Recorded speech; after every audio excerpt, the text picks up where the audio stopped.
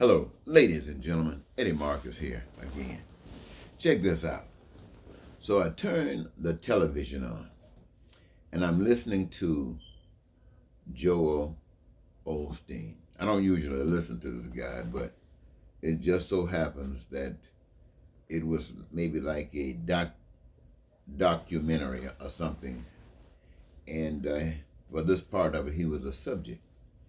And I had my attention for a moment there, and I'm thinking about, well, really, they gave me some information I didn't really know. He said that his father was the pastor of the church at in the beginning, and that he only brought the message. I believe Joel only brought the message at least once before his father passed, and after his father had passed, he for at one moment in time made the decision to actually take over. Now, that's his beginning as far as I got out of that. And he says, I believe he's been doing it for about 37 years. But what really amazed me, ladies and gentlemen, when they have him on stage and what is it, an arena or something? Because the people, they're just everywhere. I mean, I'm looking wall to wall, all around. All I see are people. People. That means like on Sundays or whatever, these guys are coming into this church like you go to a football game or a basketball game or some sport event. And wow, I'm amazed. And I think about he's a very positive guy. He speaks about things that are positive, and all of that's good. And I'm looking how people are drawn to it. I've seen him interviewed before. He maybe Oprah, and he has a very positive message, and that's good. But sometimes when I get critical of things, I consider the message that I have been given. And I'm listening to what he says, and it's beautiful. You know, it's very positive. I'm not knocking that. But it does nothing for the people who are hurting in this society. Even when people join that congregation, join that church, if they are poor when they join that church, they are poor after they join that church. And whatever their commitment is and however they respond to it, whatever their situation in life was before they joined their congregation, it is while being a member of their congregation, giving a moment here, a recognition here for what you call the natural progression of things. You know, like people try to progress and they progress. Some of them do it, some of them don't. So what I'm saying, that there is no difference in that as opposed to being associated with the church. And I'm not just talking about Osteen's church. I'm talking about all churches. Um, and and I say this because this was how it really bothers me.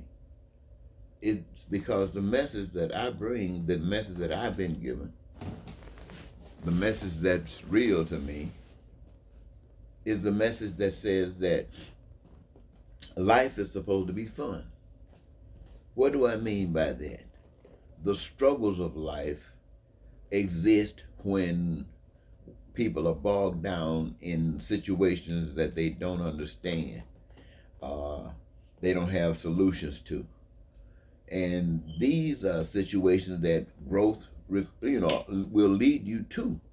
But when you are actually trying to and to making all your moves to progress up, hey, the challenge is no big thing because you're going to do it anyway. So I'm thinking that if we all are human beings. You know, I know I'm putting against I'm putting us our prejudice aside. I'm just thinking that we're all individuals. We're all human beings. We all bleed.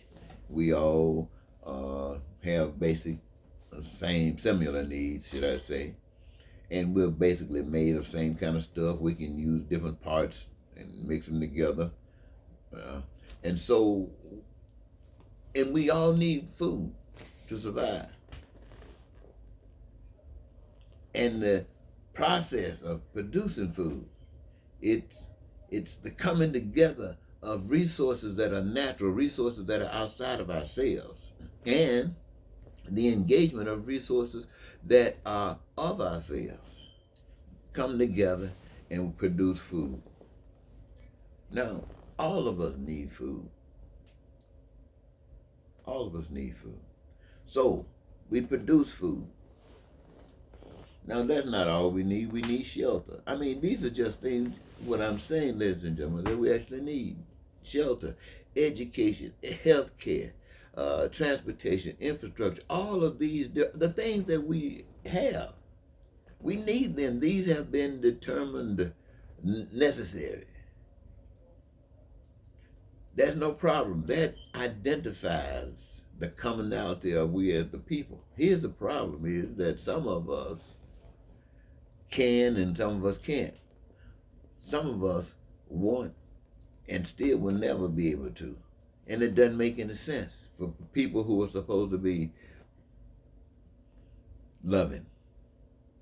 People who are not supposed to be animalistic, barbaric. People who are not supposed to be hateful. Man, you know, there ain't no love in that. There ain't no peace in that. There ain't no prosperity for everybody in there. Ain't no joy for everybody in that. But see, the main joy is that since we all, everybody, you, all of us, we progress, we benefit from the resources out there. We benefit from food, we benefit from clothing, from shelter, from education, from health care, from transportation, for infrastructure, all of the things in the society that we do, we benefit from. Now, yes, there are some people that can benefit, but I want everybody to know that it is possible for all of us to benefit to whatever our desires are.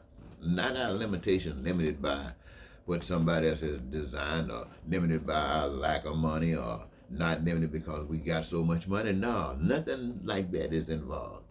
What we want is what we are entitled to. Why? Because having produced all of the things that exist and engaging our gifts, your talents in the process of creating these things. But here, having the opportunity to have a career of your own choosing and a career that gives you your greatest joy is your God-given heavenly blessing.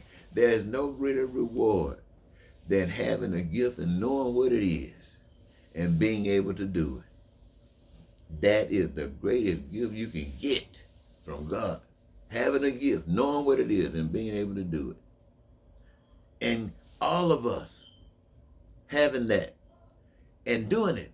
God knows what God is doing. And we're creating heaven amongst ourselves. But not only are we creating heaven amongst ourselves, there's something else that's going on that I have no idea. And why? Because right now, that part of it is not my business. My business is to tell you how we can free ourselves from this bondage. Now, when I listen to Osteen, those guys speak, they're not speaking to me about freeing the bondage that poor people go through, the people who don't have housing, the people who suffer from lack of education, people whose bodies going crazy and they can't even go to the doctor. None of their preaching is fixing that.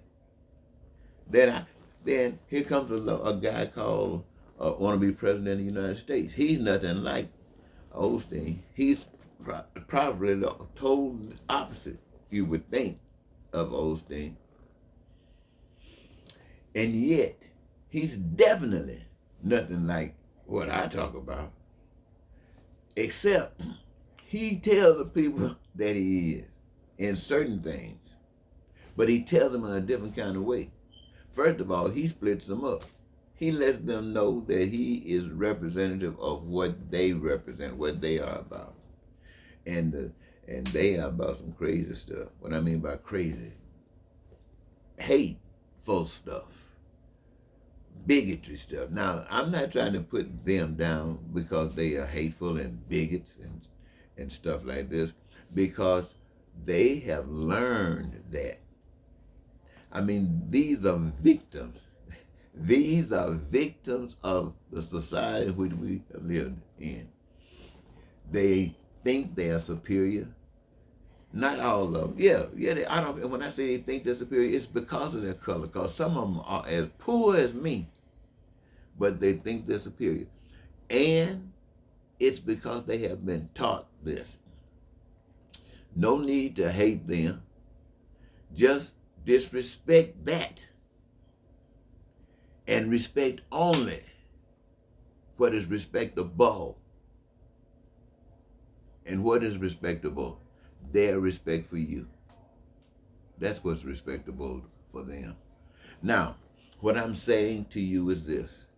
You had a guy come in, told all kind of lies, and split the nation up and tried to tear the nation down, and had nothing to do with God. It just had to do with that personality wanting to play God. And we have, when I'm talking about the religious stuff, we have what it is. My problem is, ladies and gentlemen, I'm not trying to tear religion down. I'm not even trying to tear government down. What I'm trying to lift up is heaven. I want to lift it up because I know in heaven, you got a career. You love it. And I know you don't need money. You got your needs, you got your wants, and you got your desires met. You don't have to lie, you don't have to cheat, you don't have to steal, you don't have to kill, you don't have to be a hater, you don't have to be a bigot, you don't even have to be a racist, and you don't even want to be superior because you know you can't. There's only one superior to any human being, and that's the Maker.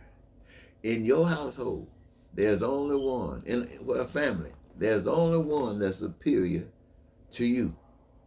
That's the parent. The rest are children. The parents are superior. The rest are children. The parents are superior. The rest are children. The creator of the human race is superior. The rest are creatures. Creatures. Human beings. No, nothing is superior about it. They're all the same. Family. God, the creator, is the only one that's superior. And in that, like your mama and your daddy is not gonna treat you or you better than another one.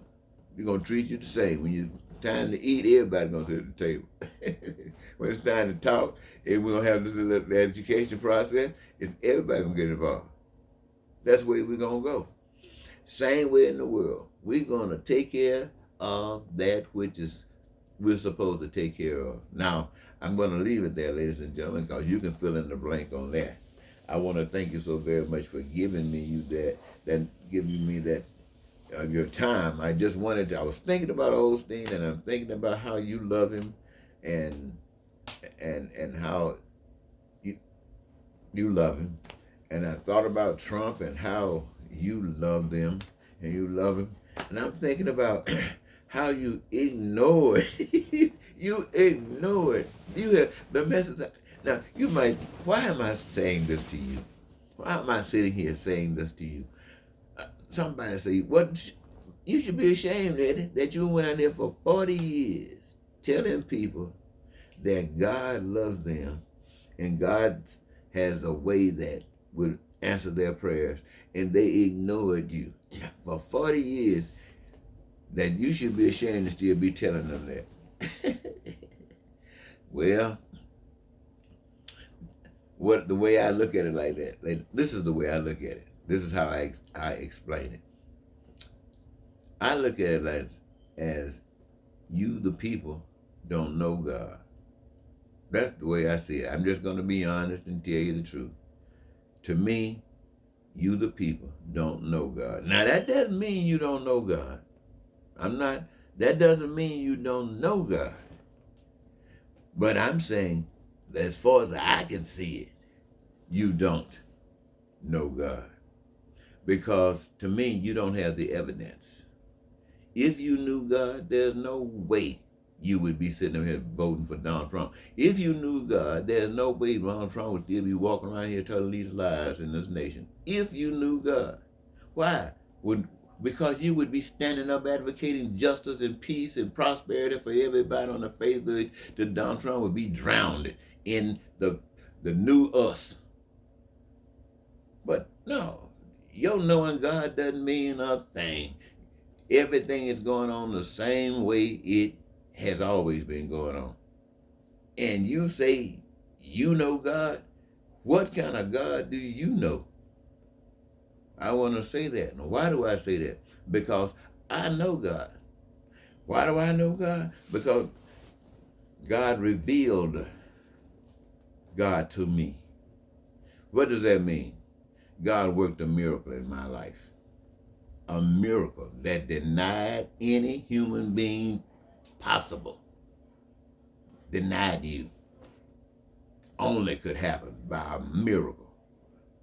And so that told me right then where the power was. It was not human beings. No human being got more power. No human being got nothing over this power. So I know God. And what happened? It was love. What that means to me is love. From the Father to me, from me to all of us, the Father to all of us. That's what it means to me. And anytime you can sit back and watch all the hell going on around the society, and you go to church talking about God, and paying your tithes and offering, and hell is happening every day, people crying out, people at the border crying out, all of this stuff, you can be taken care of if you knew God. People in foreign countries running, trying to find, hey, God, help me, God. They're just running, crying out for somebody. And we sitting back in a church, packed, talking about we got it going on. What kind of going on you got going on? You ain't got nothing going on, ladies. Don't get mad with me. Please don't cut me off. But there's something that's called the straight and narrow. And there's something called, you know what I'm talking about. So you better think about that. We got work, as children of God, we got work to do. We got to straighten up our own house.